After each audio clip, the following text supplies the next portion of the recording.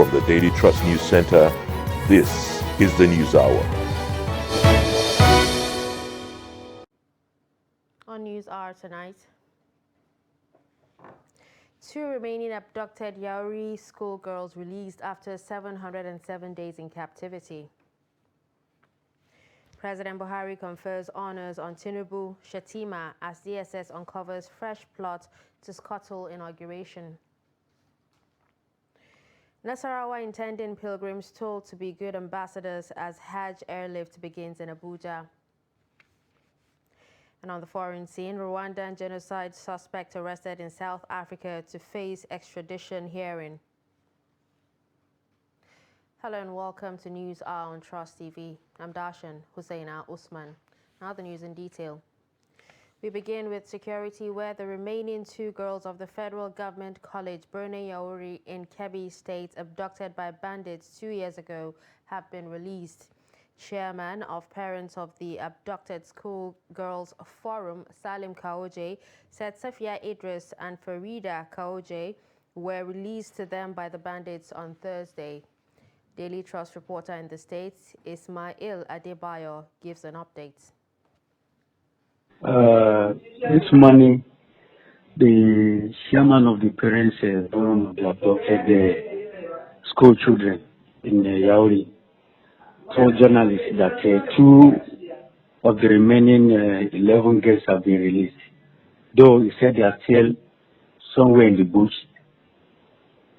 And from there, anytime they get out of the bush, they will come into the state capital in Birnin Kebbi. That is the detail so far. It is still in respect of the ransom that was paid earlier. The 100 million ransom that was demanded by the bandits. Since then, there have been negotiations. And these girls were released in batches. Previously, they released 4. Much later, they released, additional 3. Then they released, before this one, just sometimes around May, I think either May 8 or so, they released additional 3 before these 2. So these 2 are the remaining girls with the bandits.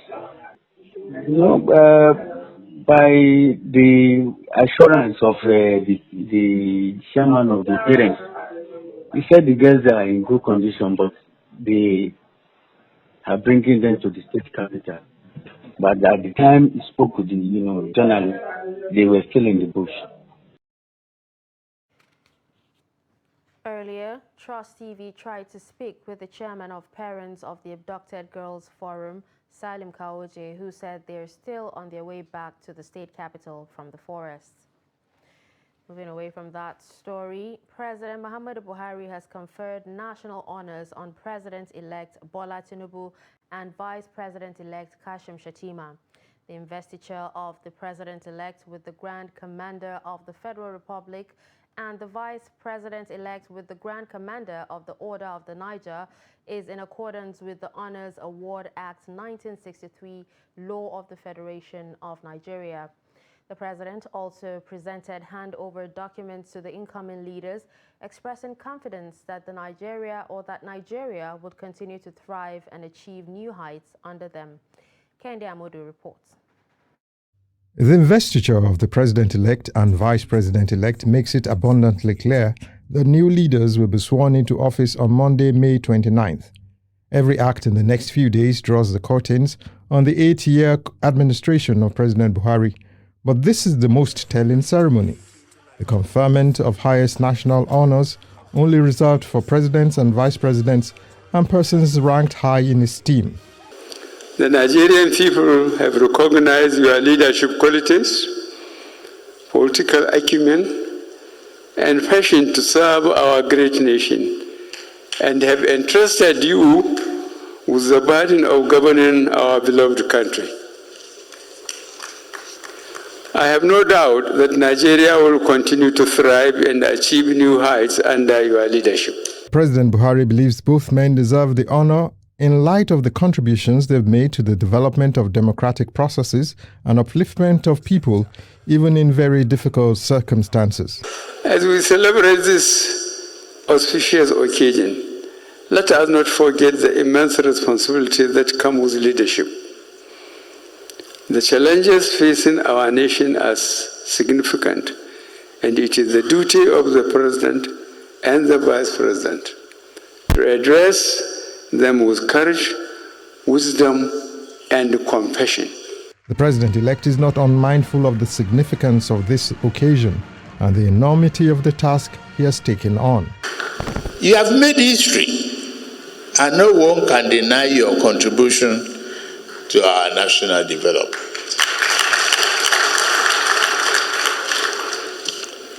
Your devotion to progressive and democratic governance is unassailable. I stand here today renewed in hope and dedication to our national greatness. I also feel full of pride that this moment is our moment. President Buhari hopes that the incoming government will continue with the race of advancing democracy and development. Introducing a novel tradition, President Buhari transferred a symbolic baton to President-elect Tinubu, expressing the hope that the incoming leader and those after him would build on this convention. It is expected that the baton will be preserved in the Presidential History Wing of the National Archives. From State House, Abuja, Kehinde Amodu, Trust TV News. In the same vein, Vice President Yemi Osinbajo has on Thursday led Vice President-elect Kashim Shettima on a familiarization tour of the Vice Presidential Wing in Aso Rock Presidential Villa, Abuja. Shettima will be sworn in as Vice President on Monday, and the administration of Bola Tinubu will be inaugurated. Shettima told State House correspondents after the tour that he came to exchange ideas with his friend on how to move the nation forward.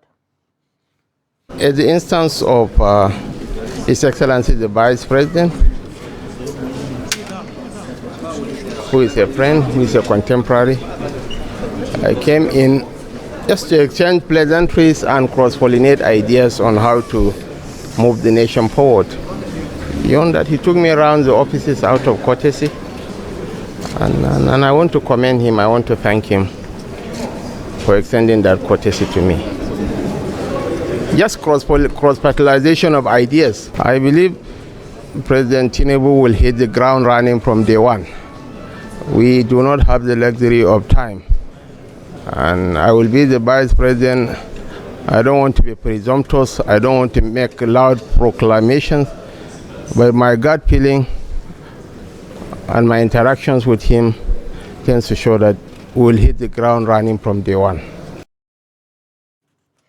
Department of State Services say it has uncovered another plot by those it described as subversive elements to disrupt the inauguration of the President-elect Bola Tinubu and his vice, Kashim Shettima, slated for Monday, May 29. The DSS said that the elements are employing fake news, false alarms, skewed reportage or narratives, and sensationalism to ignite division, tension, and subsequently cause violence prior to and after the exercises. Peter Funanya, spokesman of the Secret Police, who stated this in Abuja Thursday morning, advised citizens, the media, and civil society organizations to adhere to security and civil protocols during the events. Afunanya called on Nigerians to remain calm before, during, and after the inauguration, adding that the Secret Police would continue to collaborate with the Nigerian police, the military, and other sister agencies in order to tame all the threats. An Abuja division of the Court of Appeal has thrown out a suit seeking to stop the swearing-in of the President-elect Bola Tinubu on May 29. Presidential candidate of the Hope Democratic Party in 2019 election, Chief Ambrose Owuru, filed the suit against President Muhammadu Buhari, Attorney General of the Federation, Independent National Electoral Commission, and Bola Tinubu. The appellant alleged that he won the 2019 election, but the Supreme Court wrongly dismissed his case against Buhari's re-election for being statute barred without looking at the substance of his case at the time. Justice Jamil Tukur, who read the lead judgment of the three-man panel of the court, held that Owuru embarked on a gross abuse of court process by filing a frivolous suit to provoke the respondents. The court then fined the appellant 40 million naira for filing a frivolous suit seeking to stop the inauguration of the president-elect Bola Tinubu on May 29. The court ordered Owuru to pay the sum of 10 million naira each to President Muhammadu Buhari, the Attorney General of the Federation, Abubakar Malami, the INEC, and Tinubu. Justice Tukur said that the action of Owuru to resuscitate the case that died since 2019 at the Supreme Court was aimed at making the lower courts to go on collision course with supremacy of the apex court. With preparations in top gear ahead of the May 29 inauguration of the Plateau State Governor-elect, Caleb Mutfwang's expectations are also high as residents look forward to better days. Experts and residents believe that a lot needs to be done to ensure that the campaign promises made by the governor-elect are delivered within the next 4 years. As part of our special series ahead of the May 29 inauguration of new political leaders across the country, Ado Musa examines the antecedents of the new governor of Plateau State and his political journey so far. Caleb Manasseh Mutfwang was born on 12 March 1965. Mutfwang, who hails from Mangu local government area of the state, is a Nigerian lawyer and politician. The governor-elect became chairman of his local government area during the administration of former Governor Jonah David Jang, but was sacked soon after Governor Simon Lalong resumed office in 2015. He thereafter continued his legal practice. In 2023, he returned actively into the state politics and contested for the governorship seat on the platform of the People's Democratic Party, PDP. He was declared winner of the exercise by the Independent National Electoral Commission in the state. The biggest challenge ahead of the incoming governor is the issue of ethno-religious conflict, especially between herders and farmers, that have bedeviled the state in the last 2 decades, with hundreds of people killed and properties destroyed. Although there was relative peace in the last few years following the commitment of the outgoing governor, there were pockets of attacks and killings in some part of the state in recent time, with farmers and herders blaming each other for the atrocities. Dr. Isa Abdullahi, a lecturer at the Federal University Kashere, who hails from the same local government area with the governor-elect, gave a brief of his struggle. Said he is a very gentle man. Ordinarily, if I can say, the Mogavul man should not be that a harsh person. He carries people along because inside Mogavul community, we know there are coexistence of different tribes, most especially Mangu local government. As you know, Mangu is a highly commercial area. If not of recent, the troubles begin to set in. Is very unfortunate. Ezekiel Adeyi, an associate professor and HOD Political Science Department, University of Jos, explains the challenges ahead of the incoming governor, but believes that he will be able to overcome those challenges. Government agency too should try as much as possible to educate citizens on the way to embrace the government so that government policies will be accepted and be implemented. I want to express optimism that the new government will promote unity. Several promises were made during the campaign, but how will Barrister Mutfwang redeem them? Yes, if you followed him during the campaigns, Caleb Mutfwang is going to provide leadership. A leadership that will rebuild Plateau State, restore peace in Plateau State. He will provide leadership that will bring Plateau into a progressive state. Although the ruling All Progressive Congress APC, which has been in power for the last 8 years, is handing over to the PDP in the state, it is, however, contesting the election of the governor-elect. What is the reaction of the party to the 29 May? But in Plateau State, you are fully aware that we have taken our case to the tribunal. So if there's going to be any change, it's going to be a temporary one, as the APC is fully conscious and fully confident it's going to come back into the governance of Plateau State. Jos residents speak on their expectation from the incoming administration. We really want employment for the youth because honestly unemployment has been the order of the day, most especially in our state. We are expecting peace, tolerance and unity within ourselves because many people know Jos as a place of crisis and so on. But we just hope that with this new government we won't hear of such again. Barrister Caleb Mutfwang made a lot of campaign promises before the election, especially in the area of security and social well-being. Now, the people of the state are waiting to see if those promises will be fulfilled in the next 4 years of his administration. Ado Musa, Trust TV News, Jos. For that report. Plenary session of the Sokoto State House of Assembly on Thursday turned rowdy over rejection of an executive bill renaming some academic institutions in the state. The State Executive Council had renamed some institutions after prominent personalities, including President Shehu Shagari and Abdullahi Danfodio, one of the founding fathers of Sokoto Caliphate. Members of All Progressives Congress in the House, however, rejected the move, saying it is a violation of the House tradition. One of the lawmakers, Bello Ambarura, protested, and his arguments were re-echoed by his colleagues who marched on to the center of the chamber, with some of them shouting, "No, no, no, we will not allow that." The protest continued despite sustained pleas of the presiding deputy speaker on them to go back to their seats and allow the message be read. When the session became rowdier, the presiding officer adjourned the session indefinitely. We had been hearing the rumors that His Excellency the Governor has renamed some institutions of higher learning in Sokoto State after some prominent personalities. And these prominent personalities, we believe, they are very prominent not only in Sokoto State, not only in Nigeria, but also in the whole world.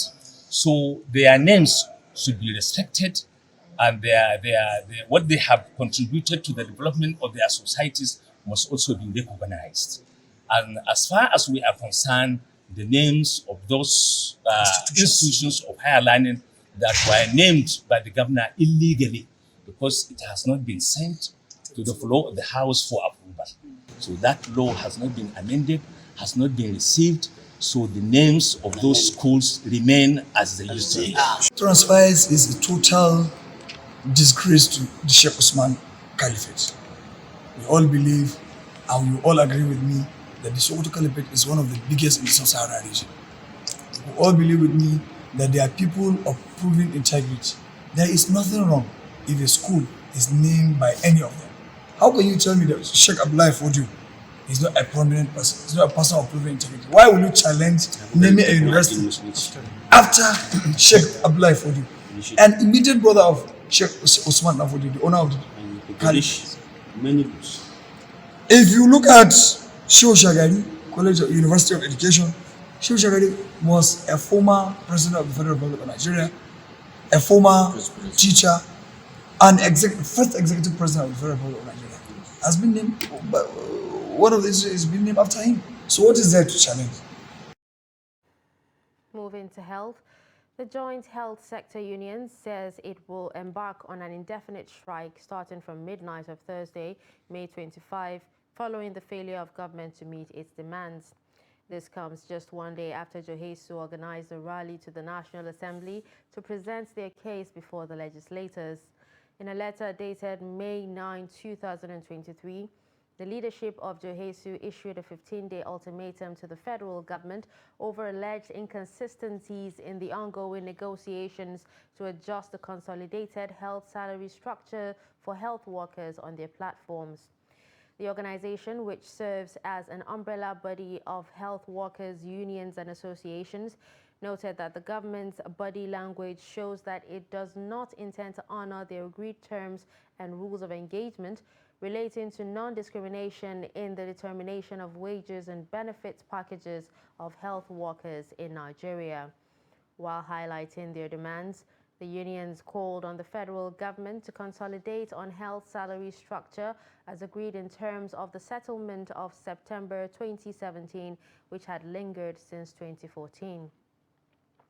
They also urged the government to pay peculiar allowance to health workers under the aegis of Johesu AHP, as well as the immediate and unconditional implementation of the consultants cadre circular of pharmacists in all federal health institutions, among others.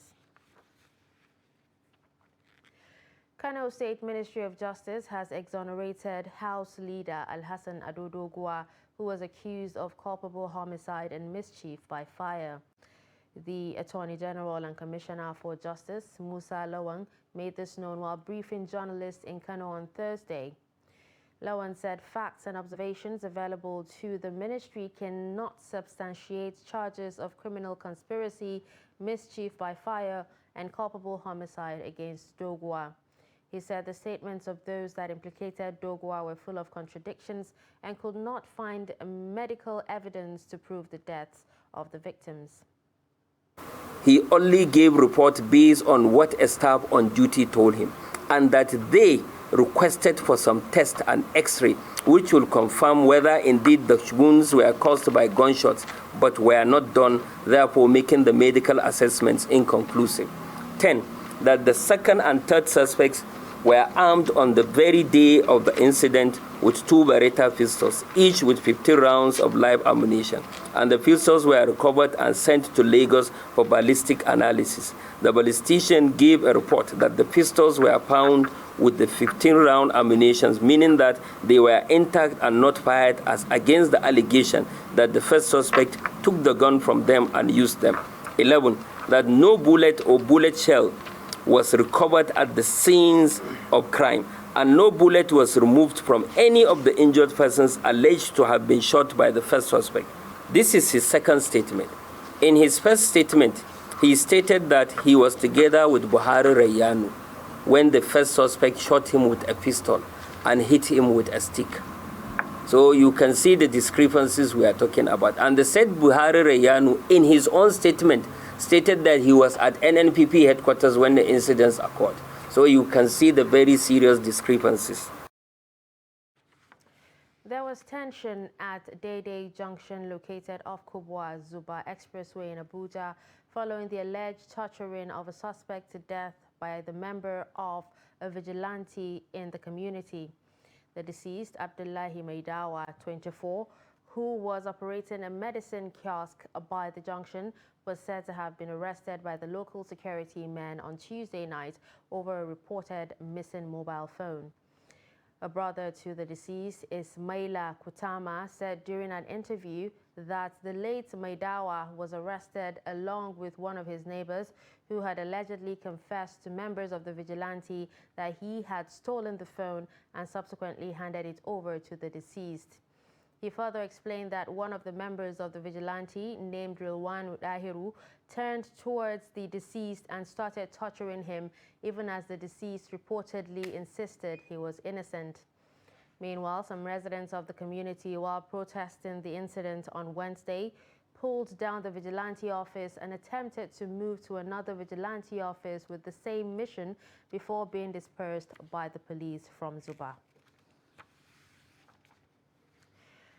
The Lagos State Police Command has paraded 40 suspects for engaging in armed robbery, stealing, kidnapping, and cultism. The parade of the suspects took place at the police officers' mess in Ikeja. The report.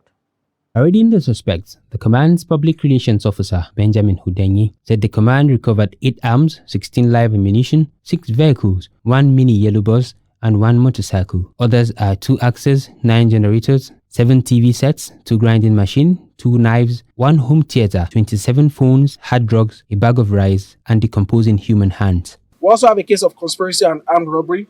These people specialize in attacking people in Ikorodu, and they've been able to cut away so many motorcycles, electronics, laptops, even cell phones. But we're able to swing into action and we recovered some of these things. We have some iPhone Pro Max, some iPhone 7, and some Samsung phones. They are also here. Conspiracy, this is a case of conspiracy, receiving of stolen property, and stealing. So our operatives were able to arrest the trio of Emeka Kalu, 52 years of age, Emeka Jefferson, 46 years of age, and Christian Order, age 35. This gang specializes in breaking into shops and stealing parked vehicles. Udenyin further stated that their investigation also led to the arrest of a 74-year-old woman who is engaged in receiving and selling of stolen generators and other electronic items. The police public relations officer said the arrested suspected cultists came from Ikorodu area of the state. We also have a case of conspiracy, kidnapping and unlawful possession of human arms. So we arrested these people with human arms. Right in Ikorodu, they were going on a motorcycle and the police, based on reasonable suspicion, accosted them. Immediately they sighted the police, they ran into the bush, but were able to follow in hot pursuit and were able to get them arrested and recovered the human arms. This happened in Ikorodu, and our investigation revealed that one of the suspects was actually our suspect some years back and was detained in our cell, but when NSAS happened, he escaped from the cell. So far back then during the NSAS protest, he escaped, but this time around, while committing another crime, he was arrested. Udenyin said the Commissioner of Police in Lagos State, Idowu Owohunwa, has assured Lagosians that the command will do everything operationally possible to ensure that crime and criminality are brought to the barest minimum in the state. National Hajj Commission of Nigeria is asked to build on the past successes by continuous provision of qualitative and diligent services to Nigerian pilgrims both in Nigeria and in Saudi Arabia. President Muhammadu Buhari gave the directive while flagging off inaugural flight for this year's Hajj in Abuja. The president commended NACON for her diligence in ensuring a smooth sail during the preparation stages of this year's Hajj operation. Minister of State for Foreign Affairs, Ambassador Zubairu Dada, who represented the president, however, advised intending pilgrims to be good ambassadors of Nigeria and Islam while in the Holy Land by obeying all laws of the host country. But that you should maintain the momentum. It is very key that after these ceremonies, let this be the beginning of the job. And the job, of course, is the welfare of the good people that have been put in your hands to lead them to the Holy Land, to assist them as much as is humanly possible, to enable them perform or discharge their religious obligations while they are there. We wish him all well and all the best on behalf of His Excellency the Governor and the good people of Nasarawa State. We want to extend our sincere thanks to the Hajj Commission for giving us the opportunity to be the first in line for this year's pilgrimage. We are indeed grateful, and we are sure by the grace of Allah subhanahu wa ta'ala, the ones we are sending out as our pilgrims will be pace setters, will set example for the best in the Kingdom of Saudi Arabia. So the process is so easy, and the way they organize it is very nice and it's very good. No any problem and no any stress. Excited, and I was very happy when I had the news that I'm going to be Hajj for this 2023. From the camp, they give us vaccine and they attend to us. Quickly they put us into the bus and we arrive here on time by 7, and we are waiting for the fly now to Saudi Arabia by God grace, inshallah. I appreciate it.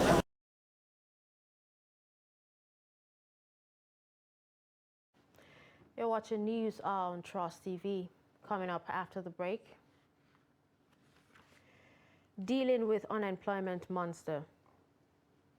Do stay with us.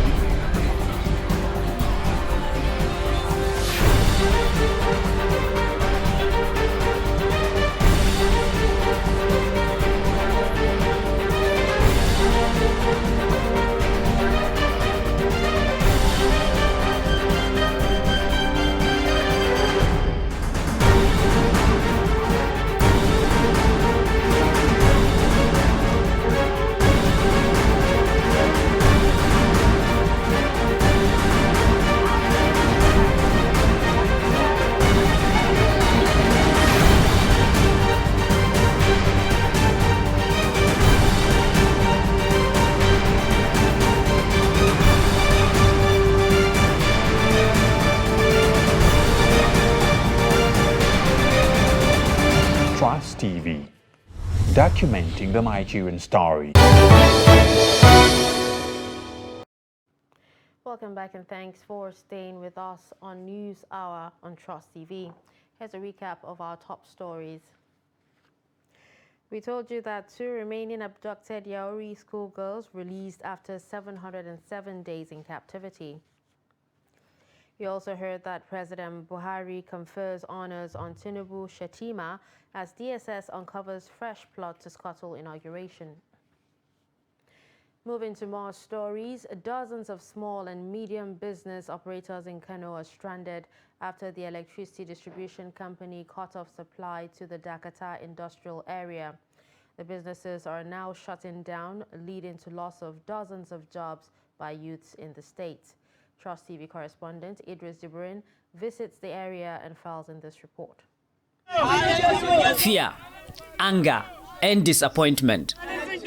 These small and medium-scale entrepreneurs are gathered in their clusters to protest against the Kano Electricity Distribution Company for making their life difficult. For almost 2 weeks now, productions here have been halted after the distribution company disconnects their electricity, even though they regularly pay their bills of 80 naira per unit consumed. We are paying our bill, and we are paying effectively. They are not accusing of stealing of not paying the bill, but they are accusing of stealing. We don't know how to trace their leakage. These people, we try our best for them to bring the light. They refuse to bring the light, and this is affecting us seriously. Over the years, from recycling to rubber production, ice production, and oil milling, SMEs remains among a major employer of labor in Kano. But the lack of electricity supply is threatening their continued existence. The problem is not our future only, but the future of the state. What KEDCO are doing now is a threat to the security of the nation. Because without this light, people will, the children, our workers will remain redundant. They having nothing to do. All attempts to speak with the Kano Electricity Distribution Company was not successful. But these people are hopeful that all relevant stakeholders will come to their aid. We cannot use the generator because the problem is this. Even the power we are using, the unit is very expensive. We started this business since we are buying the unit at the rate of 17 naira, but now getting to 18 naira. With their the losses we are having, some are used to pay the bill almost 19 naira. So we cannot use diesel because our machines, at least they are just like just a heavy machines. Even the small scale that we're having more than 200,000 small scale, because each and every single machine here can give up to 15 to 20 people working on it. This we are talking about direct labor, not indirect labor. And they know that we have been in business in this place for more than 20 years. For now, unless electricity supply is restored, the future of these thriving small and medium-scale enterprises in Kano may continue to remain bleak. Idris Jibrin, Trust TV News, Kano. The Ogun State chapter of the Parliamentary Staff Association of Nigeria on Thursday locked the Assembly gate, demanding the immediate implementation of consolidated legislative salary structure from the state government. Speaking to newsmen at the entrance of the Assembly in Abeokuta, the PASAN chairman, Ayotunde Ojediran, explained that the union had commenced a 3-day warning strike over the failure of the state government to consider their demands. The state PASAN chairman also explained that the government was yet to comply with the provision of the State Assembly Service Commission Law 2018, specifically sections 10, subsection 2, 13 and 14, as well as the Statutory Officers State Emoluments Amendment Law 2018. He noted that it was important for the staff to register their displeasure with the state government. Failure of the state government to comply with the provisions of Ogun State House of Assembly Service Commission Law 2018, which has resulted to the non-payment of the due salaries of the 3 most senior officials in the legislative service in the state. And as a matter of fact, this matter has been on ground for so long. But 2 days ago, just yesterday rather, we got an invitation from the state government when we were invited to a meeting, but the invitation came very late. And as I speak, we are we are in a negotiation with the state government as I speak currently.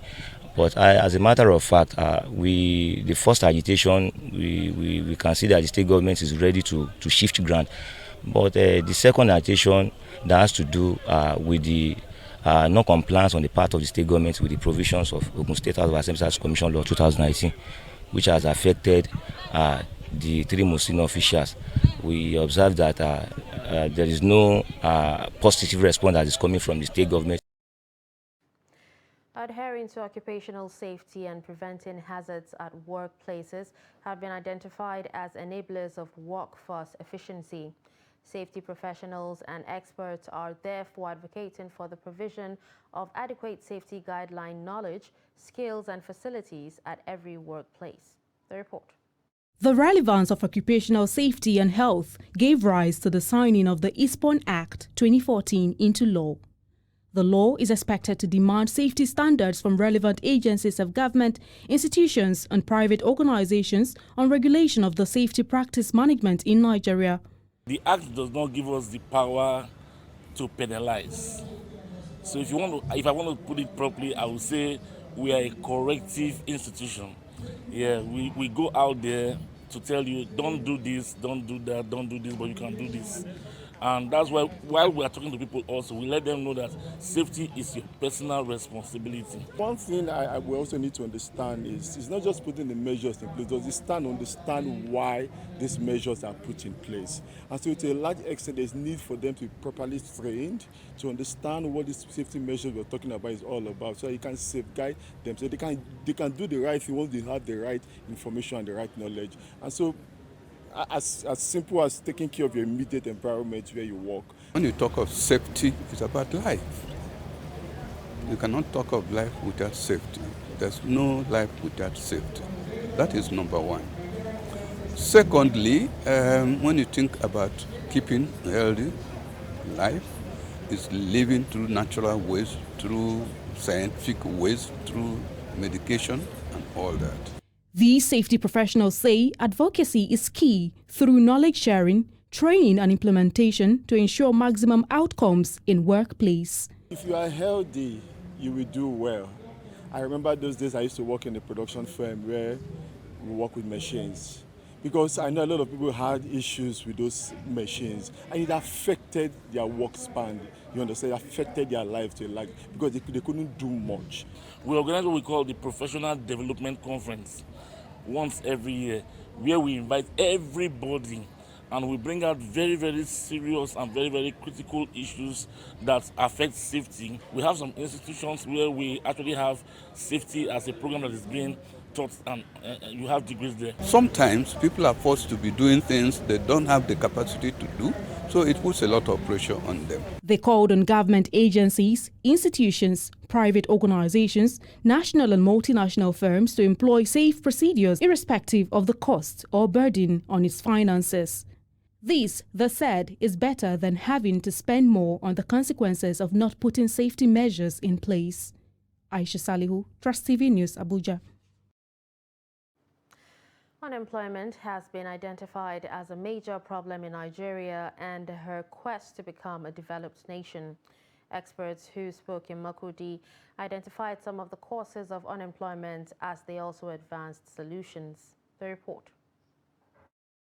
In 2002, the World Bank reported that Nigeria is home to a large share of the global extreme poor, making her the poverty capital of the world.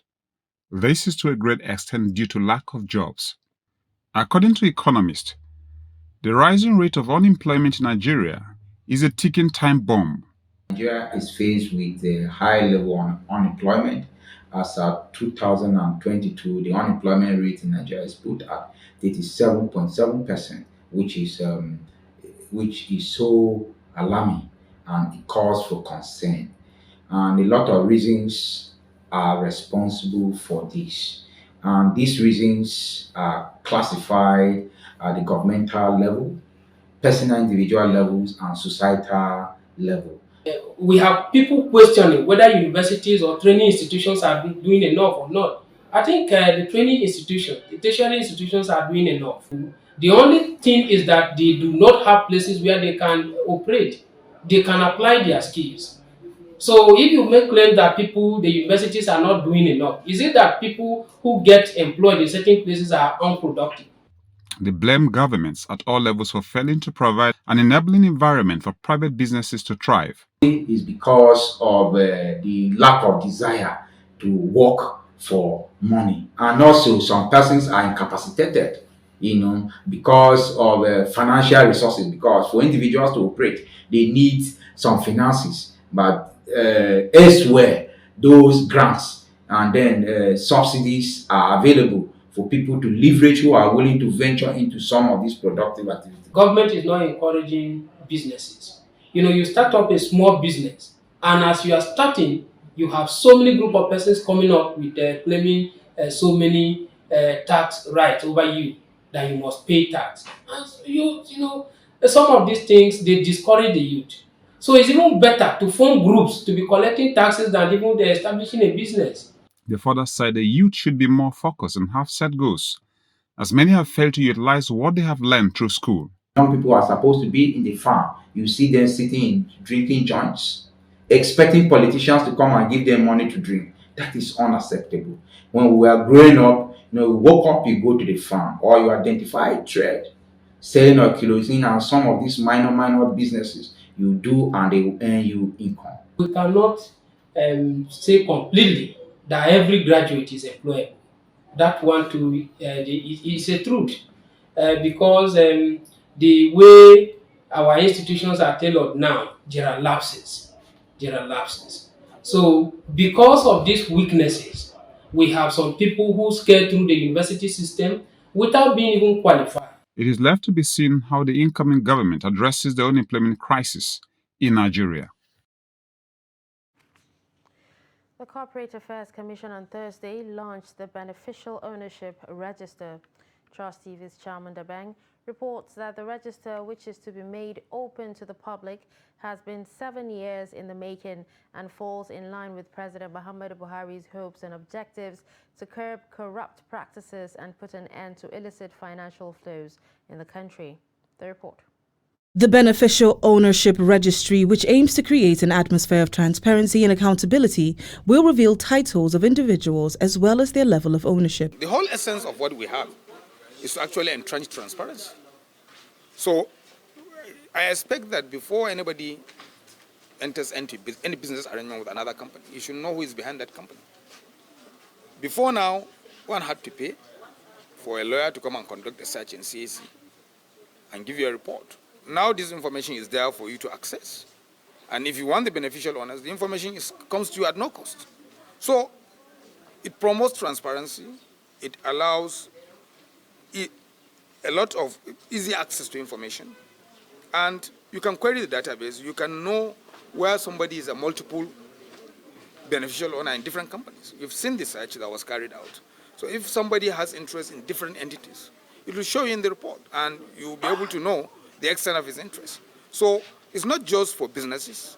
As I've said, it supports the anti-corruption fight, and it promotes transparency. Chief Executive Officer of the Open Government Partnership, Sanjay Pradhan, stated that 70% of financial crimes committed in Nigeria are carried out through shell and anonymous companies.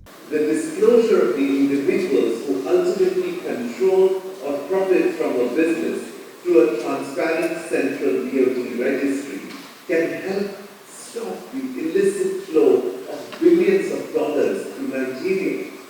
That is why this registry is so important. Speaking at the event, the World Bank Country Director Shubham Chowdhury stated that it was important for Nigeria to use its funding efficiently. The World Bank provides about $2 to $2.5 billion in financing, concessional financing, a year to Nigeria, to governments at the federal and at the state level. And most of that goes towards financing public procurement for a variety of things, from school buildings to rural road construction to providing transmission lines. And these are funds, while they're concessional, are funds that Nigeria will have to repay. The collaborative move by the CAC, OGP and the World Bank is in a bid to curb money laundering, corruption and terrorism in the country and reduce illicit financial flows worth billions of dollars. Chamun Dabeng. Trust TV News, Abuja. Thank you, Chairman. You're watching News Hour on Trust TV. The news continues after this break.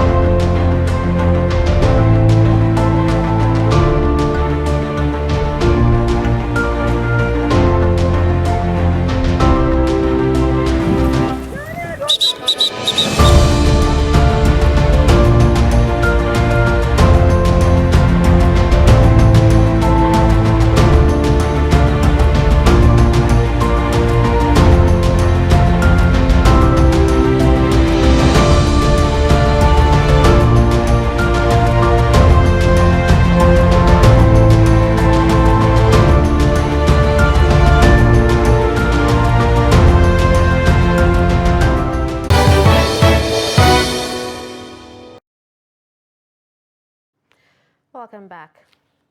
Sumal Foods Limited, makers of biscuits, chewing gum, candies, bread and wafers, have unveiled Nollywood actor Ali Nuhu as brand ambassador. At a ceremony in Kano, the company's general manager, VP Sudarsan, and the actor signed an agreement as Sumal Food brand ambassador. The company said the talented actor has featured in over 700 films, positively impacted tens of millions of lives through his work, just as millions of families in Kano State and across the country enjoy their products. Well, what I'm willing is to see that the audience, generally, people who patronize them, get educated on what products they have, the ranges of prices, how comfortable it is for them to use any product any day, anytime, and then help the distributors do like a lot of activities to boost the marketing of small products.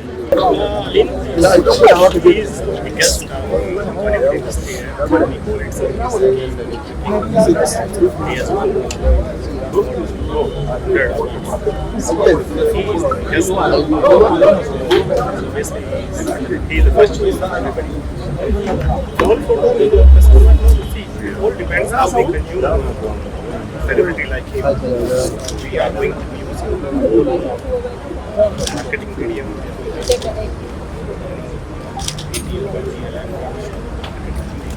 It all depends on the company equally. That's how a company consumes.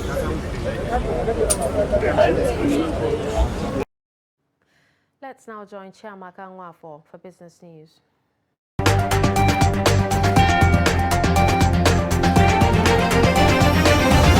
A report from the National Bureau of Statistics on the gross domestic product in the first quarter of 2023 shows that the mining sector contracted by minus 3.96%, indicating a decline compared to the same period in 2022 and the fourth quarter of 2022. The decline was by 21.93% points and 7.43% points, respectively.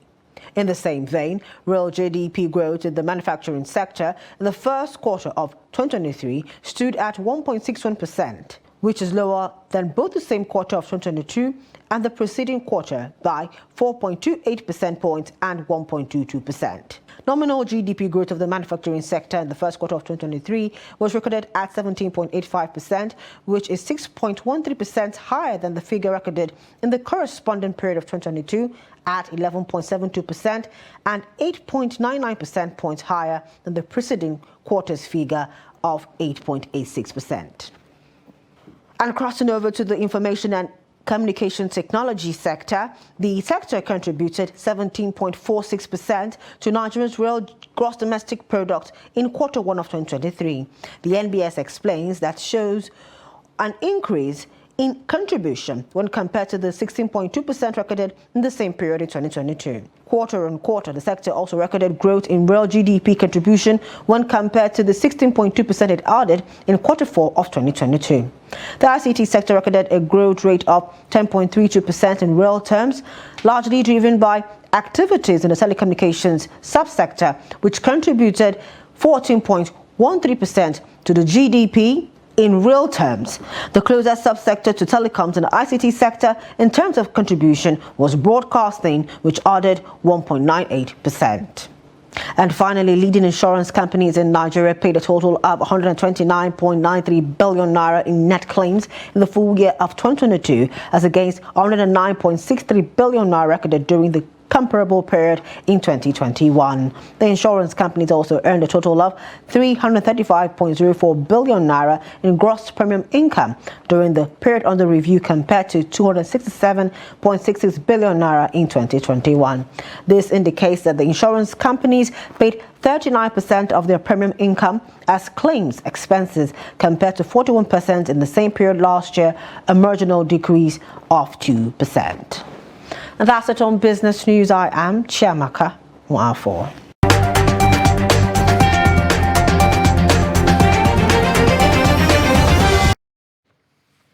Speaker Femi Gbajabiamila says Africans can only survive by their own ingenuity, through the efforts of their own hands, and sustained cooperation with one another in the spirit of brotherhood. Gbajabiamila stated this on Thursday during the official handing over of the Conference of Speakers and Heads of the African Parliament, as well as the official handover of the Legislative Mentorship Initiative to the Institute of Legislative and Democratic Studies. He said with an abundance of evidence that in a time of global uncertainty, whether as a consequence of a rampaging pandemic or economic volatility, whether as a result of war or conflict, or if the accelerating effects of climate change becomes too much to bear, here in Africa, we are on our own. Nobody is coming to save us. This mission is more critical today than it was on the day we launched this initiative. With each new day, the LMI mandate becomes more urgent, more significant, and more pivotal to the cause of our nationhood. Therefore, it follows that sustaining the Legislative Mentorship Initiative, ensuring that this program continues to engage, identify, and empower more young people to participate in the politics and governance of our country, it is a responsibility from which we must not relent. More than any other institution, the National Institute of Legislative and Democratic Studies has played a valuable and foremost role in developing the governing capacity of politicians and policymakers in Nigeria since the return to democracy in 1999. The Legislative Mentorship Initiative, which we just handed over to the National Institute of Legislative and Democratic Studies a short while ago, is yet another testimony of your foresight, innovativeness, and commitment to ensure that parliaments play a pivotal role in national life that gives full meaning to their function as the legislative arm of government. Nigeria and COSAP will indeed remain indebted to you. Now away from Nigeria, UN War Crimes Tribunal and South African police say on Thursday that a Rwandan man accused of ordering the killing of some 2,000 Tutsis who were seeking refuge in a church during the 1994 genocide has been arrested in South Africa. Former police officer Fulgenci Kayishema had been on the run since 2001 when the International Criminal Tribunal of Rwanda indicted him for genocide over his role in the destruction of the Nyange Catholic Church in Kibuye Prefecture. An elite South African police unit known as the Hawks said its officers had arrested Kayishema, who was living under the false name Donatien Nibashumba at a grape farm in Paarl in Western Cape Province on Wednesday. The unit said in a statement that Kayishema will stay in custody and appear in Belleville Magistrates Court on Friday, pending his extradition to Rwanda. In her first comment on the arrest, Rwandan government spokesperson Yolandi Makolo tweeted, "Finally." An estimated 800,000 ethnic Tutsis and Hutu moderates were killed during Rwanda's genocide orchestrated by an extremist Hutu regime and meticulously executed by local officials and ordinary citizens in the rigidly hierarchical society.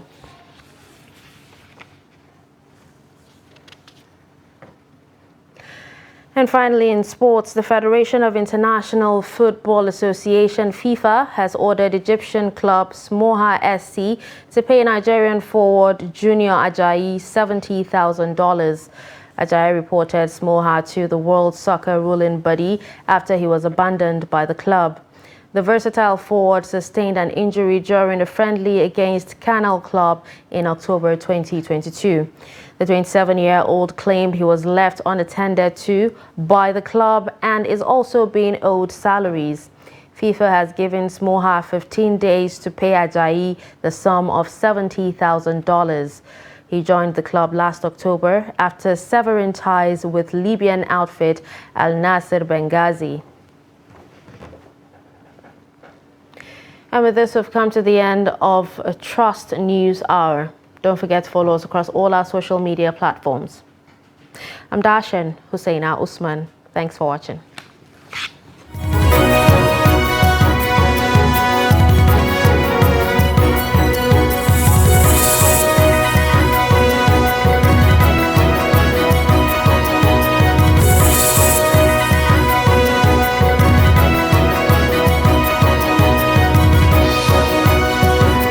From the Daily Trust News Center, this is the News Hour.